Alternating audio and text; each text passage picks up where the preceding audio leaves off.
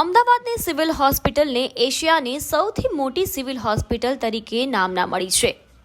રાજ્યના ખૂણે ખૂણેથી દર્દીઓ જે તે બીમારીની સારવાર માટે અમદાવાદની સિવિલ હોસ્પિટલે આવતા હોય છે, જેને કારણે હોસ્પિટલમાં સતત ઘસારો જોવા મળે છે।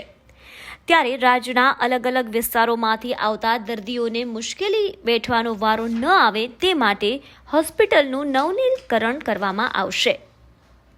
હોસ્પિટલમાં સતત જોવા મળતી ભીડના કારણે હોસ્પિટલમાં બેડ ખૂટી પડે છે, જેની દર્દીઓ દ્વારા વારંવાર ફરિયાદ અને માંગ કરવામાં આવતી હોવાથી હવે એશિયાની સૌથી મોટી સિવિલ હોસ્પિટલની સુવિધામાં વધારો કરવામાં આવશે, જેમાં હોસ્પિટલ 1200 બેડ બાદ હવે 1400 બેડની બનવા જઈ રહી છે, જેને લઈને 1400 બેડની હોસ્પિટલ બનાવવા માટેની તડામાર તૈયારીઓ કરવામાં આવી રહી છે। આગામી દિવસોમાં સિવિલમાં આવતા દર્દીઓને હોસ્પિટલમાં 1400 બેડની સુવિધા મળશે। અમદાવાદની સિવિલ હોસ્પિટલની જૂની બિલ્ડિંગને તોડીને 1400 બેડની હોસ્પિટલ બનાવવામાં આવશે।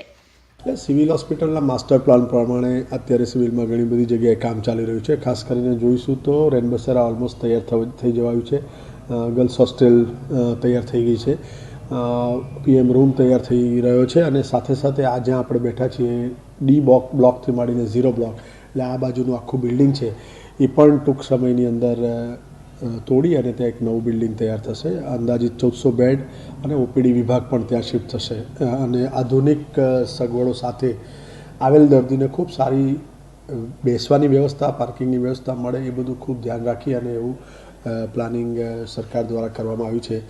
Bureau report, first Bharat news, Ahmedabad.